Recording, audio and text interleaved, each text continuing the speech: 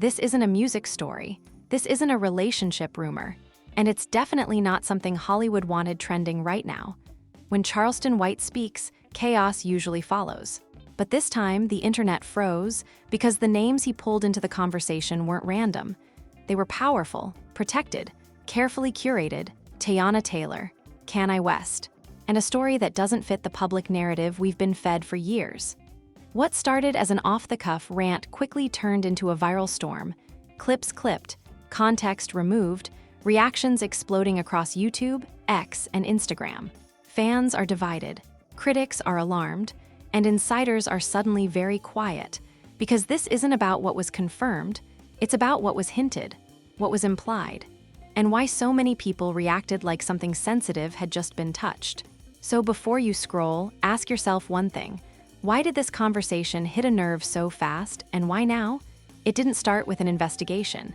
It didn't start with leaked documents. It didn't even start with a planned exposé. It started the way most modern controversies do: a microphone, a camera, and someone who doesn't care about industry rules. When Charleston White mentioned Teyana Taylor and Kanye West in the same breath, the internet reacted instantly. Not because he presented proof, not because he laid out facts, but because of how he said it and what he suggested without fully saying. Charleston White has built a reputation on disruption. He doesn't speak like a journalist. He doesn't frame things delicately. And that's exactly why his words spread so fast. People don't watch him for balance. They watch him because he says what others avoid, even if it's messy, uncomfortable, or incomplete. Within hours, short clips flooded social media. Why is he bringing her name into this? What does Kanye have to do with it? Is there something we don't know? Comments multiplied faster than answers. What made this moment different wasn't the accusation, it was the reaction. Major fan pages went silent. Reaction channels hesitated. And suddenly, a lot of creators started saying the same thing: "I'm not touching this one." That silence became the loudest signal of all. Because in internet culture, controversy usually invites noise. Instead, this one created hesitation. And hesitation usually means risk. Charleston didn't present a timeline. He didn't show receipts. He didn't claim inside access. What he did was far more powerful. He connected dots that people weren't used to seeing connected publicly. Teyana Taylor has long been viewed through a specific lens: artist, fashion icon, private, controlled, disciplined. Kanye West exists on the opposite end of the spectrum: unpredictable, polarizing, constantly dissected. These are two narratives that rarely intersect in public discussion. But Charleston placed them in the same frame, not as collaborators, not as friends, but as part of a larger, unspoken industry pattern. That's when the story stopped being about him and started being about interpretation. Reaction videos didn't ask, "Is this true?" They asked, "Why would he say this now?" Timing matters on the internet. Kanye has been in and out of headlines for years.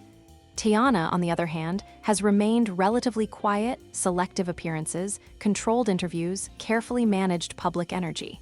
When someone disrupts a quiet narrative, the shock is amplified. Charleston's comments landed at a moment when audiences are already skeptical of celebrity images. Trust is low. Parasocial fatigue is high. People no longer want polished answers. They want raw context, even if it's uncomfortable. And that's why the clip didn't die. It spread. Not because people believed it, but because people felt something was being poked. YouTube creators began framing the conversation carefully. Let's talk about why this is trending. I'm not saying it's true, but this is what the internet is reacting to. Notice the pattern. Everyone talked around the claim, never straight through it.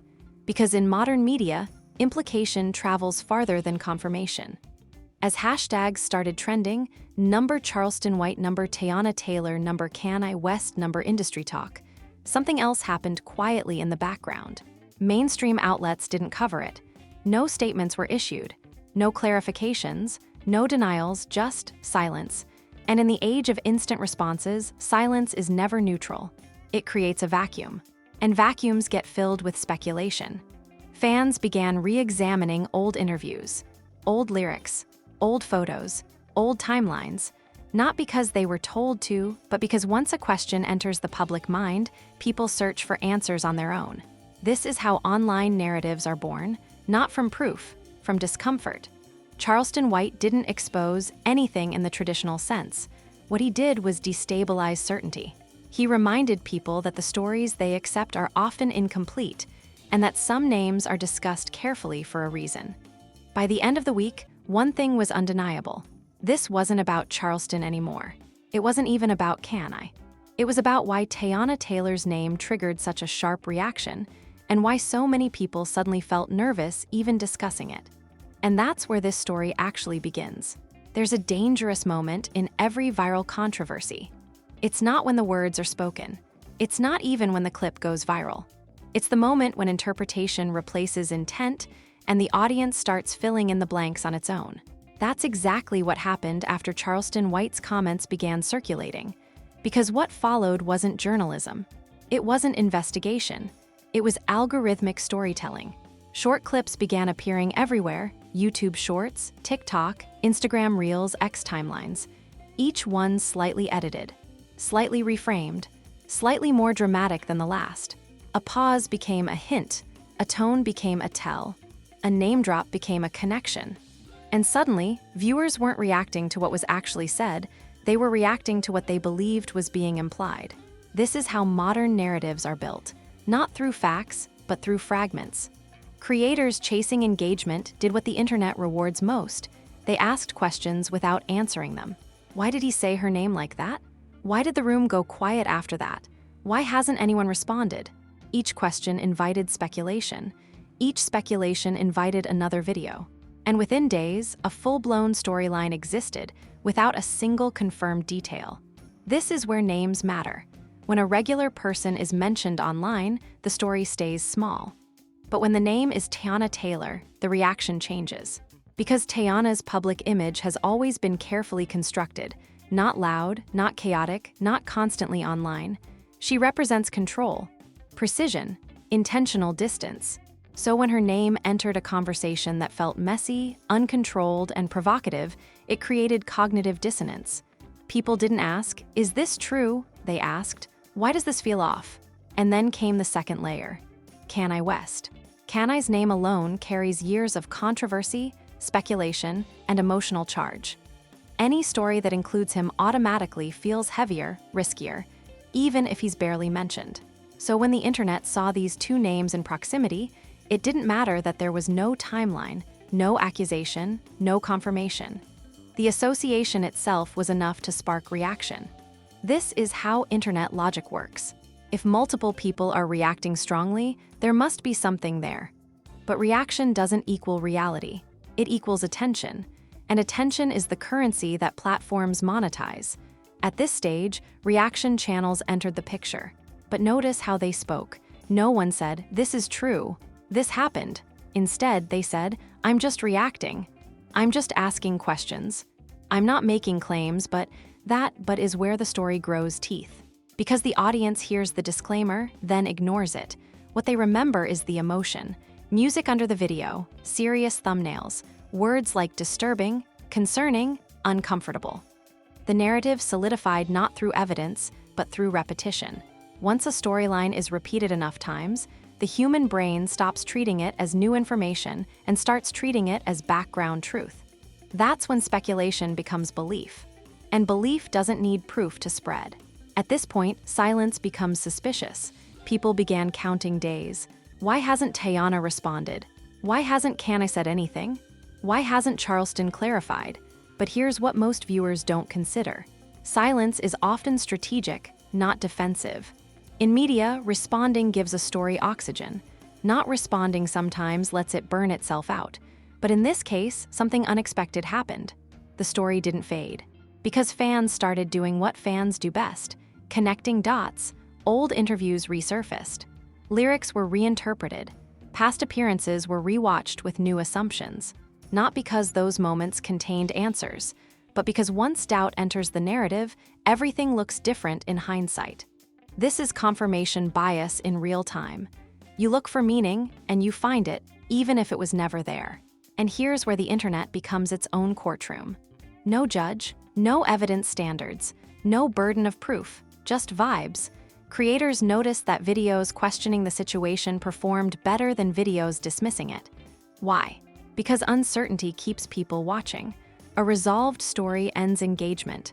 An unresolved one multiplies it, so the framing shifted. Instead of asking what happened, videos asked, why does this feel protected? Why does this feel sensitive? Why are people uncomfortable? Those questions don't require answers, they require participation. The comment sections turned into debates. Some defended Teyana fiercely. Some accused the internet of reaching. Others insisted there was something deeper. And the algorithm loved all of it. By the time mainstream media still hadn't touched the story, the online version had already evolved beyond its origin. Charleston White's original comments were no longer the focus. The focus became the reaction to the reaction. That's when narratives become uncontrollable. Because now, even debunking fuels the fire. Say it's false, you're covering up. Say nothing, you're hiding something. This is the trap of viral controversy. This is why some celebrities find themselves constantly re-explaining things they never officially addressed. Not because they did something wrong, but because unresolved narratives create interpretive gaps. And gaps invite filling. For artists like Teyana Taylor, whose public image is rooted in intention and control, unresolved moments carry a unique weight. They don't align with chaos. They don't fit unpredictability. So when unpredictability brushes against that image, it stands out longer than it should. For someone like Kanye West, unresolved narratives are almost expected. His history has conditioned audiences to see ambiguity as normal. But when his name appears alongside someone whose brand is discipline, the contrast creates friction. And friction leaves marks. This is how stories resurface, not as accusations, but as whispers, not as headlines, but as footnotes. Creators revisiting old topics say things like, there was that one moment, people forget this happened, it never really got explained, and the audience leans in again. Because humans crave closure. When they don't get it, they create their own. This is where long-term damage or reinforcement happens. If nothing ever contradicts the narrative, it quietly solidifies. If something later reframes it, the old story gets reinterpreted. Either way, the past becomes reference material. And reference material shapes future reactions. This is why public figures are often advised not just to manage scandals, but to manage ambiguity. Because ambiguity is what survives time. Hollywood understands this better than anyone. That's why so many stories don't get denied, they get outpaced. New projects, new visuals, new headlines, the goal isn't to erase the past. It's to bury it under momentum. But momentum doesn't always win. Sometimes, unresolved narratives resurface during moments of vulnerability, a career shift, a public mistake, a moment of silence that feels too familiar. And when they do, the internet doesn't ask, is this true? It asks, is this connected? That's the danger. Not the allegation, but the pattern. Once people believe there's a pattern, they stop requiring proof. They rely on intuition. And intuition is shaped by memory. By the time this story resurfaces, if it does, it won't look like it did the first time. It will be shorter, sharper, less nuanced. That's how narratives harden. They lose context and gain confidence. Which is why unresolved stories don't belong to the past. They belong to the future. They wait. And when the moment feels right, they return not to be proven, but to be reconsidered. By the end of this phase, the story no longer exists in headlines. It exists in perception. And perception doesn't need evidence to influence behavior. That's the final transformation of viral drama. From moment right arrow memory right arrow meaning. By the time this story reached its final phase, something became clear. This was never really about Charleston White. It wasn't truly about Teyana Taylor. And it wasn't even about Kanye West. Those were just the symbols. The real story was about belief. Because in the digital age, belief moves faster than facts, travels farther than truth, and lasts longer than denial. Nothing in this story was ever confirmed. Nothing was ever officially addressed. And yet, the impact was real. Why? Because belief doesn't require evidence, it requires emotional alignment. The moment people felt something was off, the narrative took on a life of its own. Not because of what was said, but because of what wasn't clarified. Not because of actions, but because of reactions and the absence of them. This is the paradox of modern media. The more information we have, the less certainty we feel, and uncertainty breeds stories. In previous decades, a rumor needed a newspaper, a source, a gatekeeper. Today, it needs a thumbnail, a caption, and a question mark. That's it. Once a question enters the public consciousness, it doesn't need an answer to survive. It only needs engagement. And engagement is fueled by emotion, discomfort, suspicion, curiosity, distrust. This story carried all four. It revealed something uncomfortable about how power works, not just in Hollywood, but in culture itself. Power isn't always loud.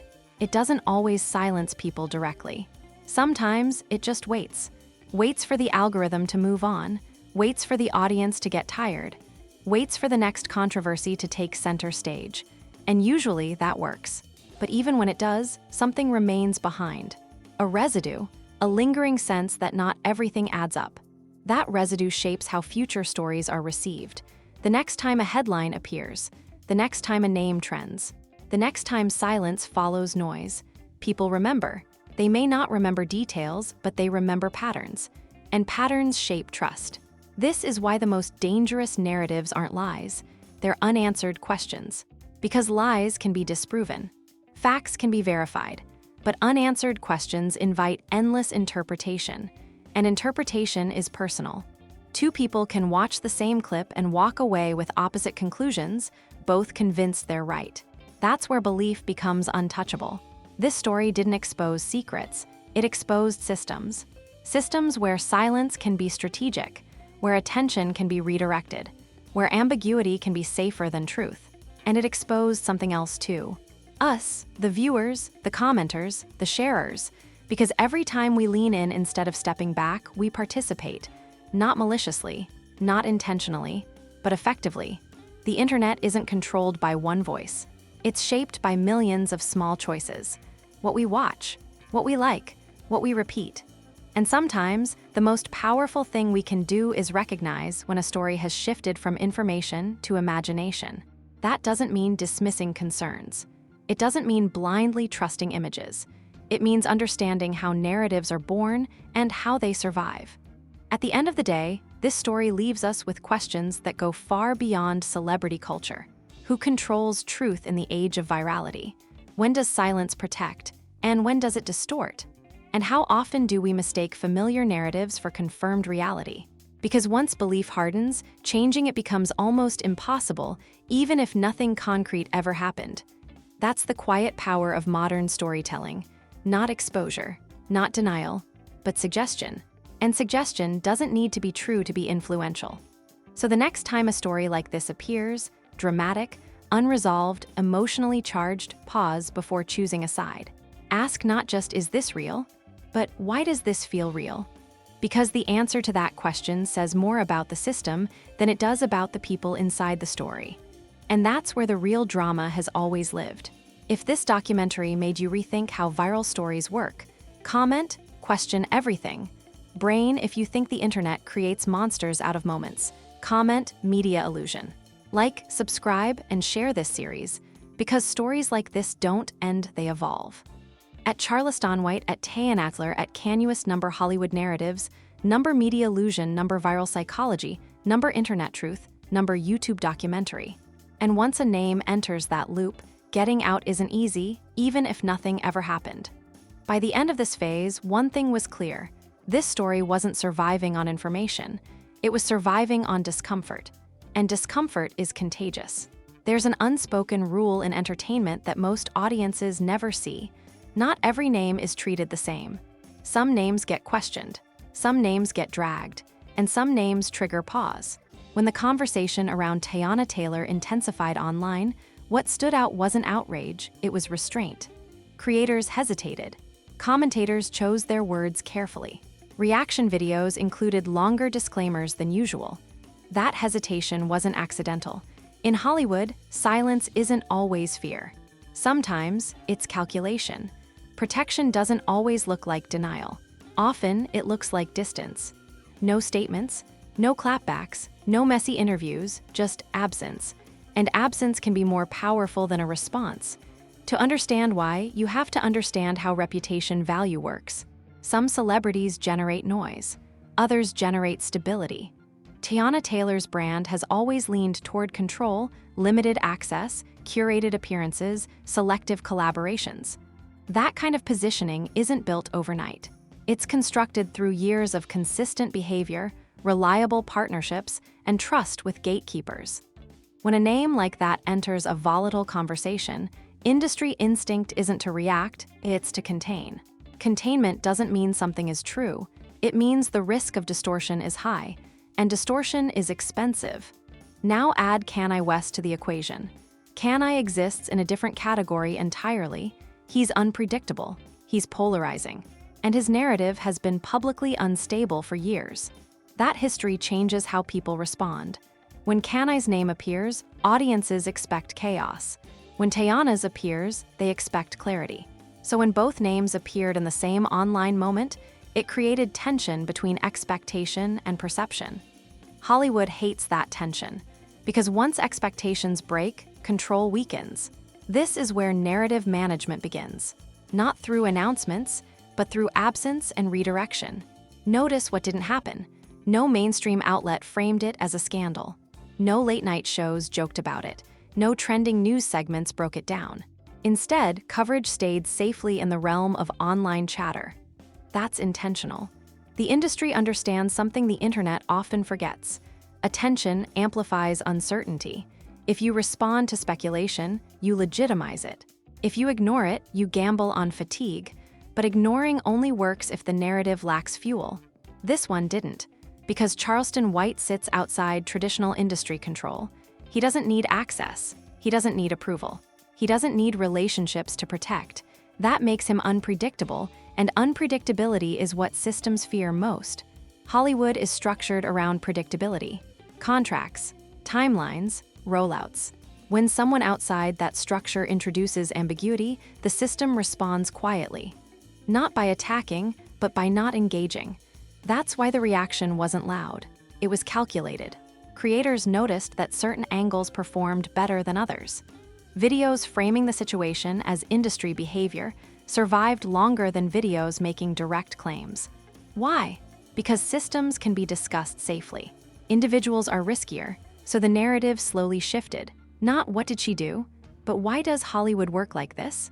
That shift keeps content alive without crossing lines, and audiences followed. They began questioning patterns instead of people. Why are some stories buried? Why do some rumors never reach headlines? Why does silence feel coordinated? These questions don't accuse, they imply. And implication is the most powerful storytelling tool there is, because implication lets the viewer complete the story themselves. That's why the conversation didn't collapse under scrutiny. It evolved. People stopped expecting answers. They started expecting signals. Every appearance became a signal. Every absence became a signal. Even normal behavior was reinterpreted through a new lens. This is how narrative gravity works.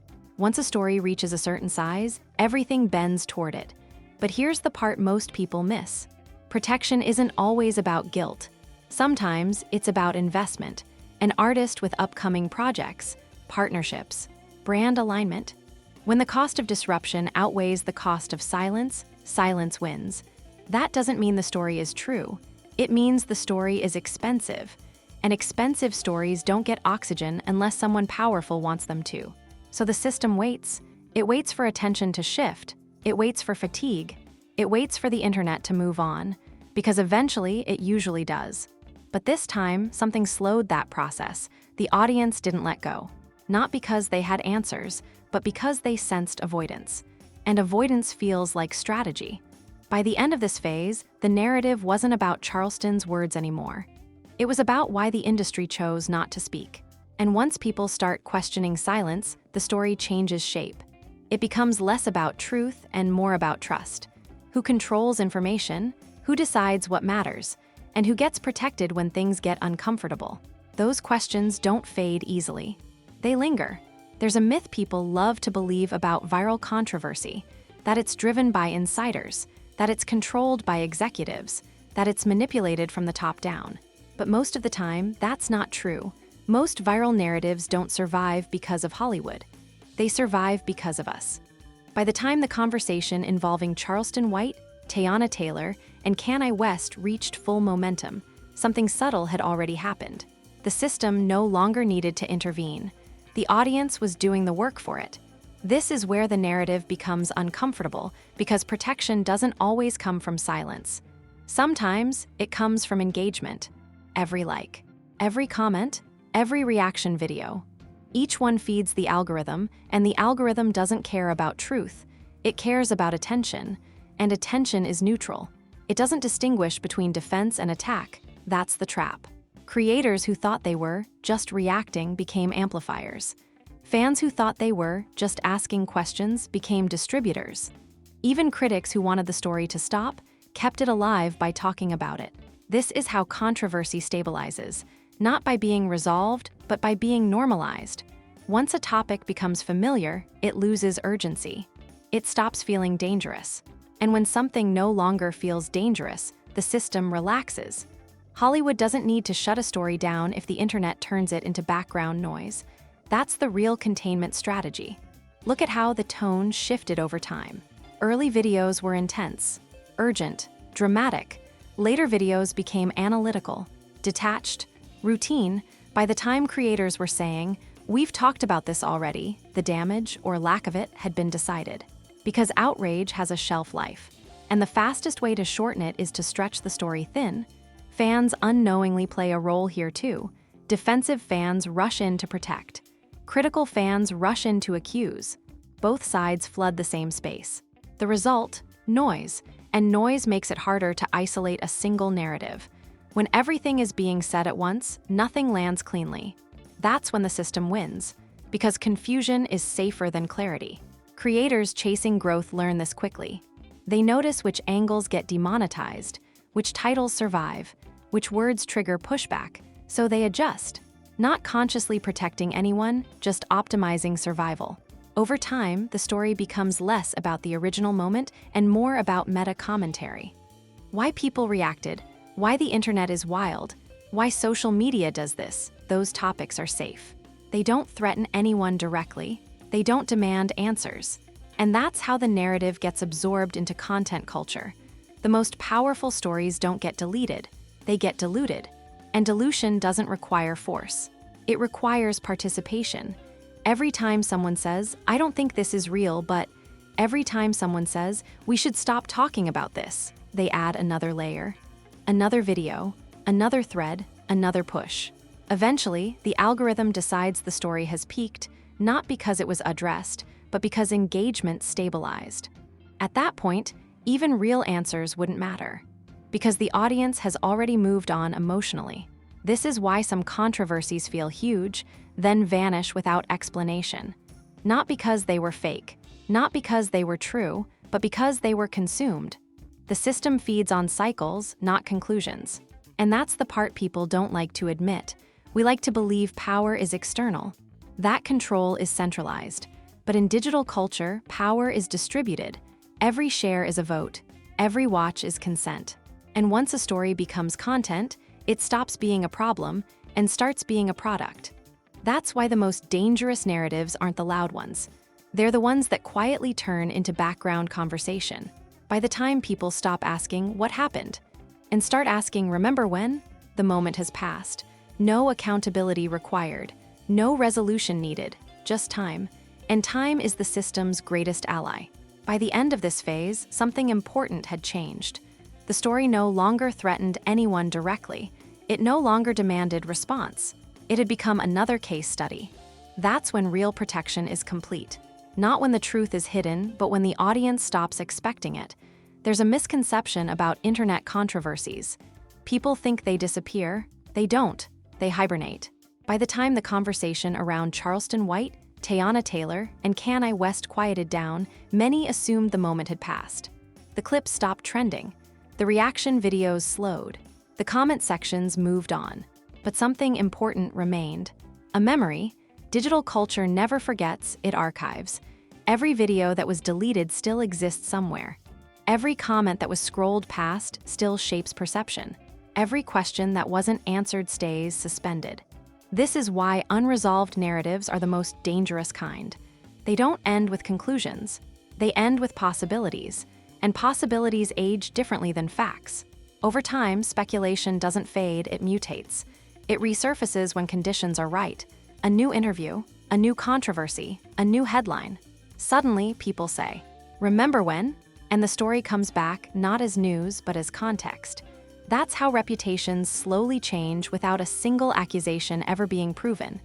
Not through scandal, but through association. Years later, audiences may not remember what was said, but they remember how it felt. Uncomfortable, sensitive, untouchable. Those feelings stick.